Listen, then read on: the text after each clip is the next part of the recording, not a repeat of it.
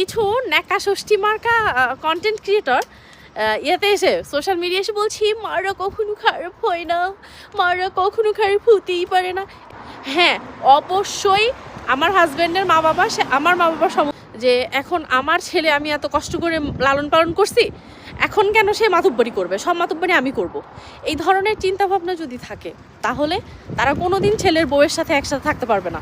কচি বাচ্চা 7-8-এ পড়া মেয়ে হবে, মানে চেহারা কুচি কুচি ভাব, এদিকে তার ম্যাচুরিটি থাকবে হচ্ছে 30-35 বছরের মেয়েদের মতো। এখন একই সাথে তো সব এক অঙ্গে সব রূপ পাওয়া যায় না। পুরুষ মানুষের একটা সংসার সুখী করার জন্য প্রচণ্ড ভাইটাল একটা রোল প্লে করতে হয়। আমি তো বলবো যে এই যে পলাশ সাহা মারা গেছে, এখানে তার মা বা বউয়ের কোনো দোষ নেই। আমি বলবো যে এখানে সম্পূর্ণ 99% দোষ পলাশ সাহার। কেন? আপনারা বলতে পারেন কেন, সে তো মানে এই হচ্ছে সহ্য করতে না পেরে মারা গেছে। হ্যাঁ, সহ্য করতে পেরে মারা গেছে। পৃথিবীতে না পুরুষ মানুষকে আল্লাহ তৈরি করছেন একটু শক্ত করে।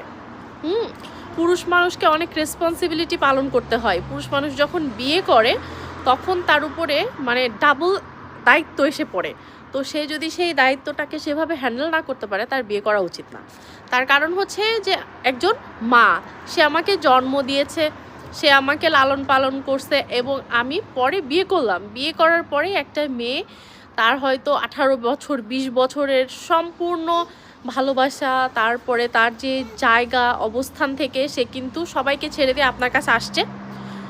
বাকিটা জীবন তার পরিবারকে ছেড়ে সে তার সমস্ত আপনজনকে ছেড়ে সে আপনার সঙ্গে থাকবে।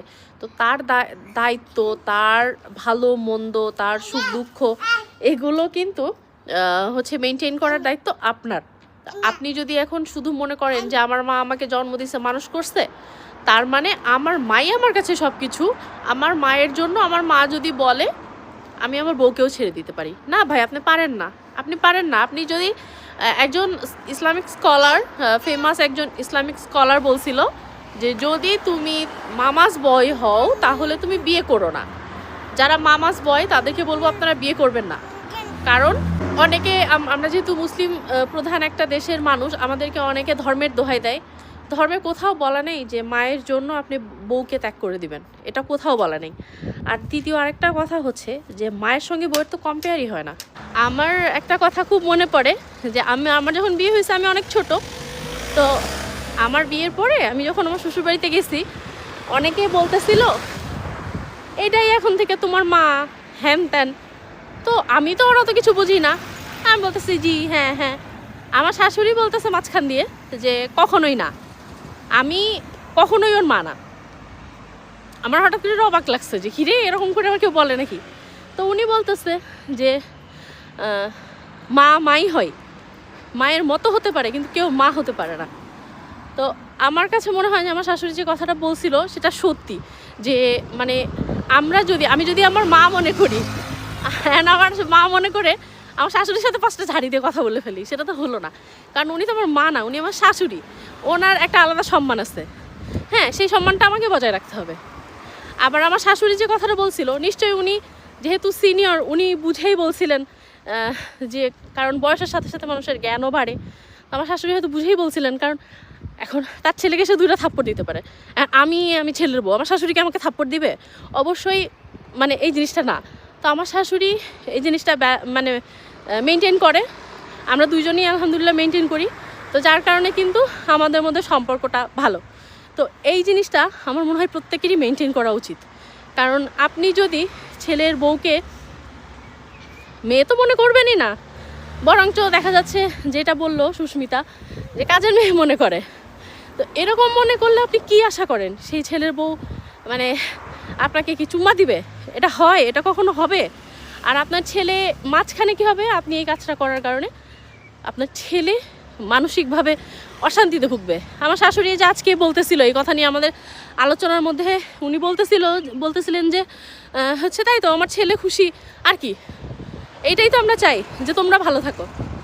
এইটুকু বিষয় কি মানে একটা মায়ের প্রতি কাম্য থাকে না? ছেলের মা হোক বা মেয়ের মা হোক, তারা চাইবে যে ছেলে মেয়েরা ভালো থাকুক। যারা নিজের ভালো চায়, শুধু নিজের ভালো, নিজের স্বার্থ, তাদের কাছ থেকে এর থেকে আর ওই পলাশার মাকে তার কথাবার্তা শুনে মনেই হচ্ছিল না তার ছেলে মারা গেছে। মানে সে শুধু নিজের ইগো, নিজের স্বার্থ এগুলো নিয়েই ব্যস্ত, মানে নিজেরটা সবসময় নিজেরটা। এই মানে যারা হচ্ছে আত্মকেন্দ্রিক তাদের মানে তাদের কাছ থেকেই এই ধরনের বিষয়গুলো আসলে এক্সপেক্টেড।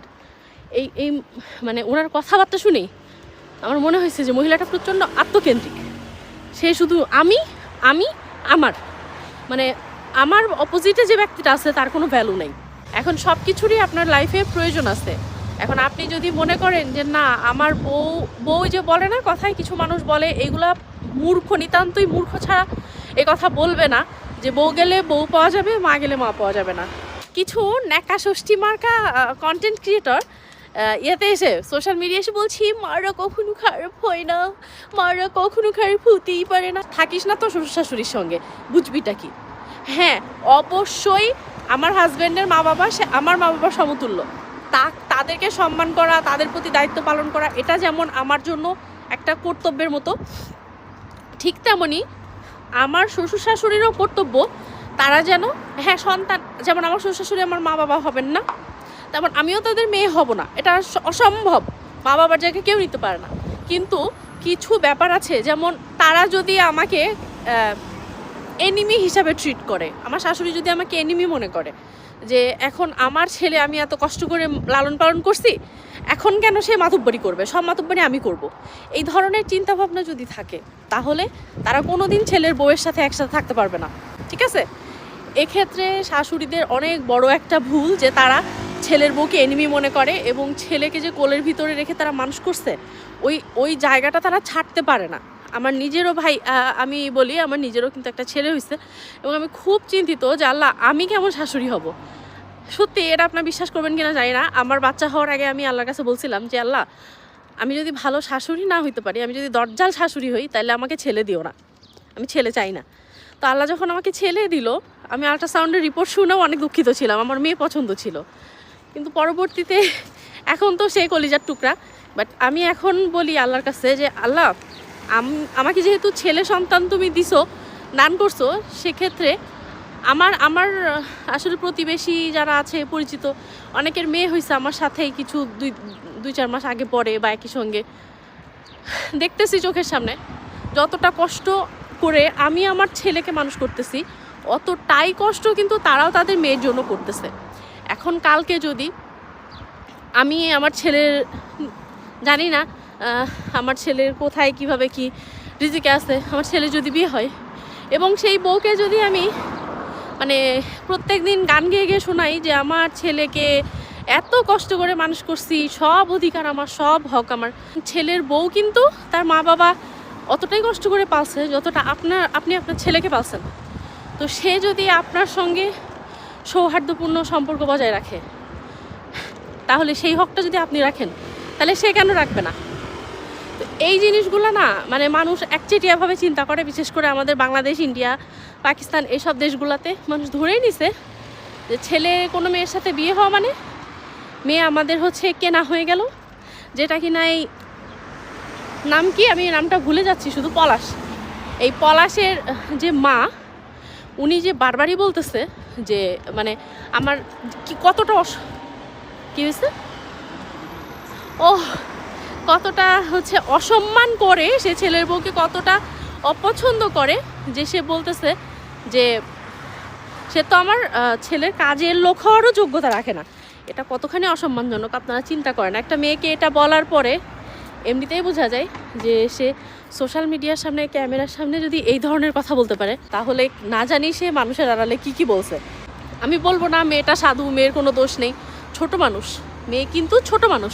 আর শাশুড়িরা কি চায়, কচি বাচ্চা 7-8 পড়া মেয়ে হবে, মানে চেহারা কুচি কুচি ভাব, এদিকে তার ম্যাচুরিটি থাকবে হচ্ছে 30-35 বছরের মেয়েদের মতো। এখন একই সাথে তো সব এক অঙ্গে সব রূপ পাওয়া যায় না। আর দ্বিতীয় কথা হচ্ছে ও খুবই ছোট, ওর হাজব্যান্ডের থেকেও অনেক ছোট। ঠিক আছে, এখন ওর মধ্যে কতটাই ম্যাচুরিটি আছে, আমি কিন্তু কথাগুলো আমার হাজব্যান্ডের সামনেই বলতেছি। আর এই সব পুরুষ মানুষের উপর ধিক্কার যারা অন্ধের মতো শুধু মেয়ে মানুষের দোষ ধরে। আপনার মাও একজন মেয়ে, আমি আজকে একজনের বউ, কালকে কিন্তু আমি আবার আরেকজনের শাশুড়ি। তো ওই মেয়ে মানুষটাই কিন্তু 2 দিন পরে আরেকজনের মা হবে। এবং যুগ যুগ ধরে আমরা কি করতেছি, মাকে হচ্ছে মাথায় তুলে নাচি, এদিকে বউকে পায়ের নিচে পিষি।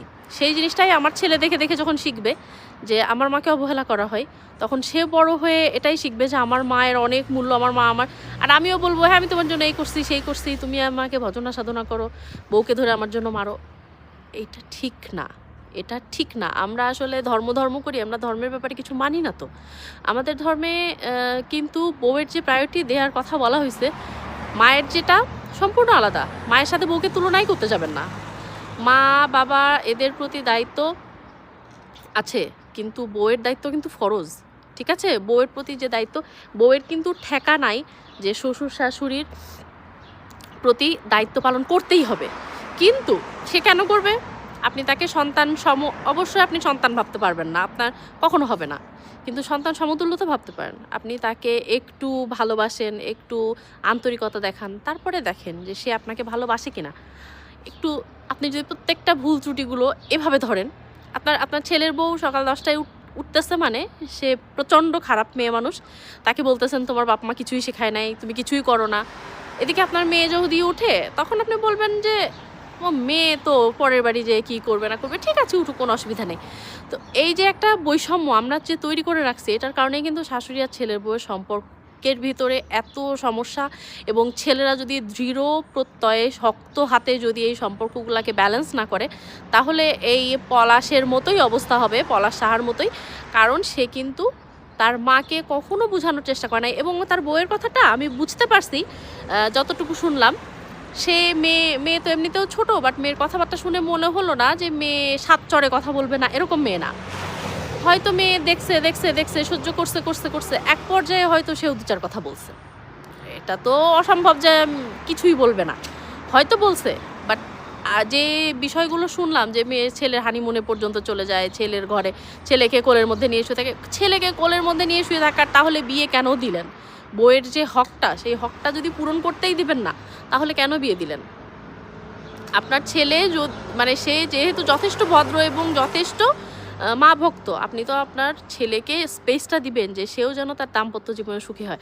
তার কিন্তু মনের ভিতরে যে সুপ্ত বাসনাটা ছিল তার বউকে নিয়ে মাকে নিয়ে ভালো থাকা, সেই জিনিসটা কিন্তু মা হতে দেয় নাই, যার কারণেই কিন্তু ছেলেটা অকালে এভাবে মারা গেল। তো সম্ভাবনাময় একটা সন্তানকে এই পর্যায়ে আনতে ওই মার তো বোঝা উচিত ছিল যে আমি কত কষ্ট করে আমার সন্তানের জন্য কত কষ্ট করছি, এই পর্যায়ে আনছি।